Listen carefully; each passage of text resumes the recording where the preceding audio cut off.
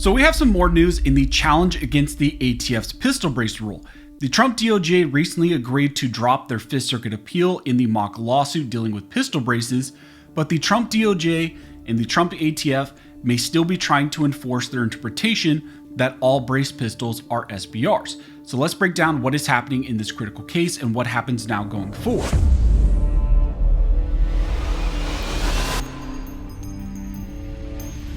Now, before we jump into this video, if you guys want to support the channel, one of the best ways to do that is simply to subscribe. Also, double check to make sure YouTube has not unsubscribed you. And then also, I want to thank one of the main supporters of this channel, which is 1st Phorm. You guys know that 1st Phorm is an amazing company. Their culture is unmatched. They're pro-freedom, pro-America, and they support the Second Amendment and what we talk about here on the channel. So if you guys want to get great supplements, especially as the holidays approach and you guys want to work out more and try to get healthier, check them out using the links down below. And if you order something using my link and it's $100 or more, you can get free shipping on that order. And also they have a money back guarantee on all of your orders. Now, as I mentioned in the intro, we have some important news in the battle against the ATF and their current restrictions on all brace pistols and trying to treat them as SBRs. The Trump DOJ recently stipulated to the Fifth Circuit that they have agreed with the plaintiffs in the case to drop that appeal and essentially drop the challenge against the pistol brace rule. The prior nationwide vacature of the pistol brace rule was appealed to the Fifth Circuit by the Biden administration, and that administration sought the reversal of the nationwide block that was put in place against that rule. However, once the Trump administration got control of this case, as the administration turned over, the Trump DOJ decided to settle and dissolve that appeal in the Fifth Circuit. And now that decision by the Trump DOJ to drop the mock lawsuit is impacting other pistol brace cases. Recently, there were multiple pistol brace lawsuits that have been dropped as moot. But now there is a third case in a very important challenge, which was filed by GOA in the state of Texas and Ken Paxton.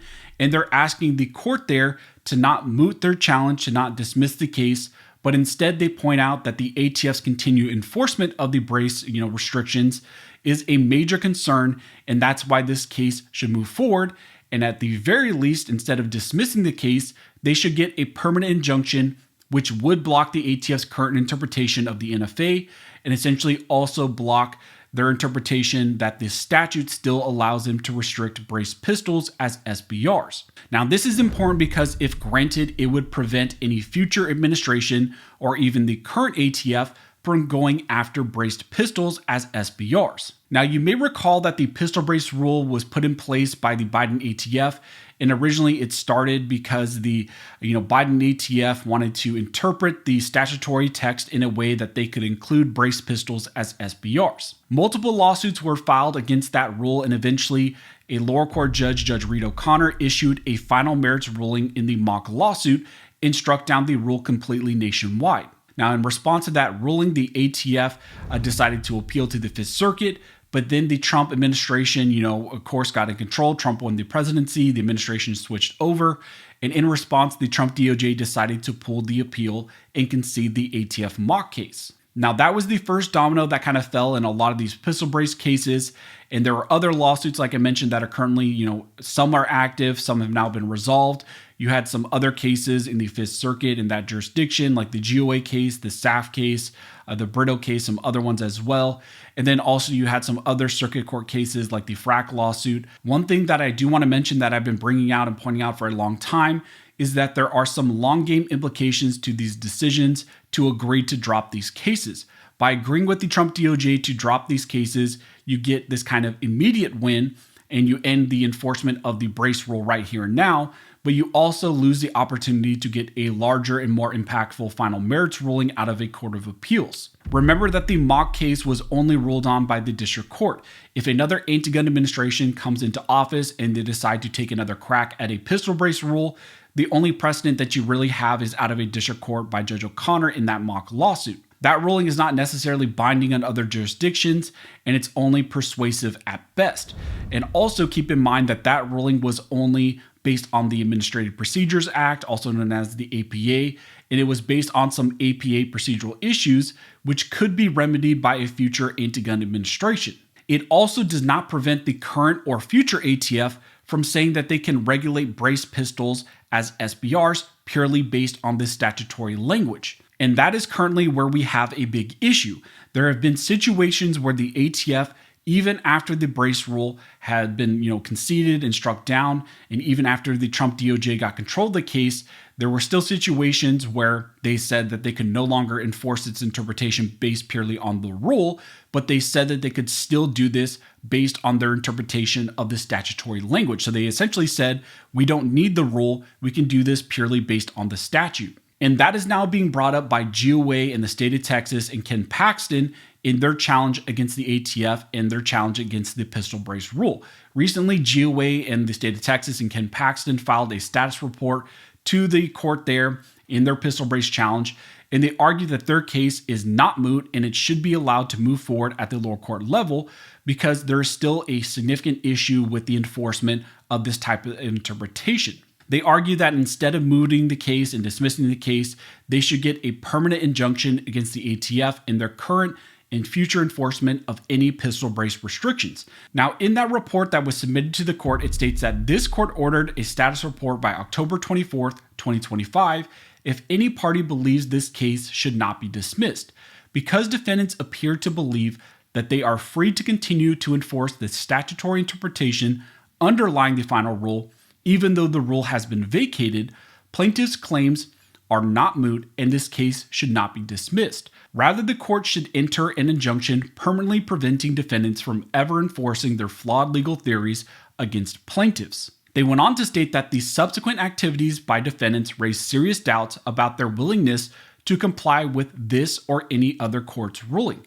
For starters, the rule was vacated on procedural grounds, failure to constitute a logical outgrowth of a proposed rule, not a rejection of defendants' underlying statutory interpretation. And without injunctive relief, defendants are in a position to simulate enforcement of the rule merely by referencing to the underlying statutory scheme defining NFA registered firearms. They point out that, as defendants argued, neither the Brito court nor any other court has held the rule is an incorrect interpretation of the statute.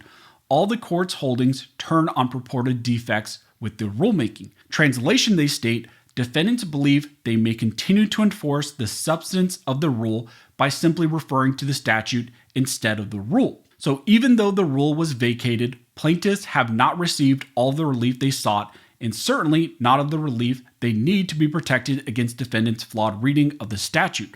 Rather, defendants seem intent on continuing to interpret the underlying statutes in parallel with the now vacated rule. So what GOA and the state of Texas are pointing out in this pistol brace case is that the ATF may be trying to do something kind of sneaky right now when it comes to pistol braces.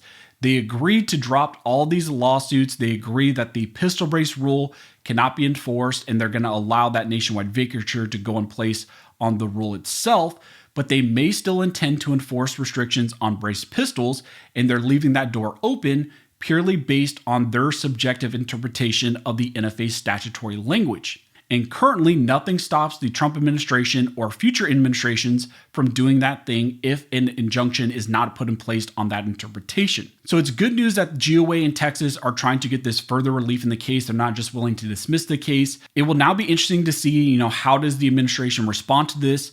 It's going to be telling and ultimately will reveal, what does the current administration believe about pistol braces and if they can still regulate them purely based on the statutory language. So that's something that we're going to have to watch closely going forward to see how the Trump administration responds to this. When it comes to the NFA, the Trump administration definitely has been all over the place. So I would not necessarily be surprised if we see some language where they say, yes, we can still restrict brace pistols as SBRs under the NFA, and maybe they want to leave that door open purely based on the statutory language. So again, that's something we're going to be watching closely as we get more information. As this unravels more, I will let you guys know. If you like this video and you'd like to support the channel, one of the best ways to do that is simply to like, comment, and subscribe. All those things help to fuel the algorithm. Also, you can check out one of the two videos here on the screen that the YouTube algorithm thinks that you'll find helpful. But as always, thank you guys so much for all of your support. And never forget, this nation was built by armed scholars, and this nation will be maintained by armed scholars.